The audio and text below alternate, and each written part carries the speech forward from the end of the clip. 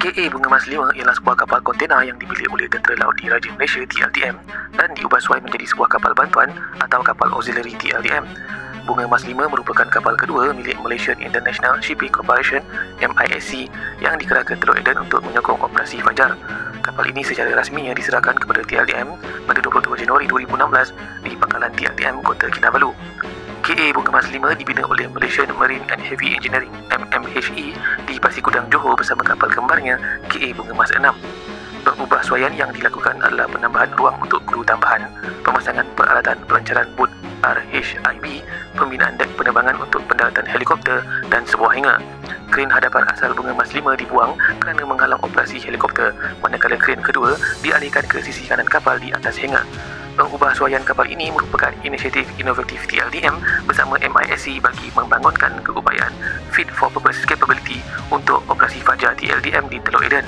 Kapal ini dikategorikan sebagai kapal bantuan tentera laut dan dikendalikan oleh kru MISC yang ditauliahkan sebagai pasukan simpanan TLDM bersama pasukan operasi khas Pascal yang ditempatkan di atas kapal.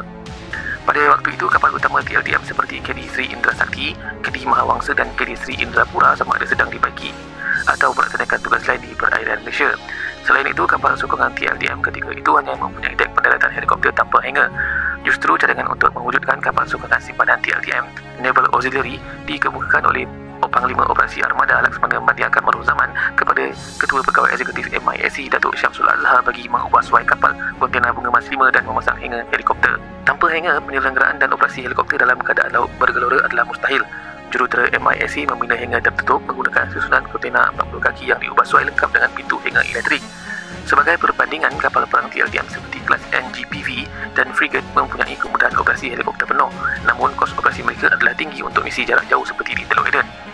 Selepas tamat penugasan di Teluk Eden, KA Bunga Mas 5 berkhidmat sebagai bangkaran laut untuk menyokong operasi TLDM di perairan Malaysia Timur, khususnya di Laut Sulu. Kapal ini telah memberikan penjimatan ketara kepada TLDM dan Kerajaan Malaysia sepanjang tempoh perkhidmatannya. Pada Januari 2011, TLDM berjaya menggagalkan cubaan Lanun Somalia yang merampas kapal tangki kimia MT Bunga Laurel milik Malaysia. KA Bunga Mas 5 bertindak balas selepas menerima isyarat kecemasan daripada kapal tersebut.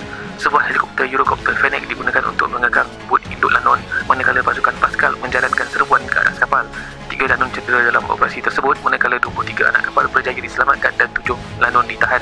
Selepas itu, pada 5 Februari 2011, KA Bunga Mas 5 ditugaskan ke Perlombaan Adabiyah Berhamilan Kahirah untuk membantu membawa pulang 500 pelajar Malaysia ketika krisis Revolusi Mesir 2011. Operasi evakuasi turut disokong oleh Tentera Udara Diraja Malaysia melalui pesawat C-130 Hercules serta penerbangan khas dari Malaysia Airlines dan AirAsia.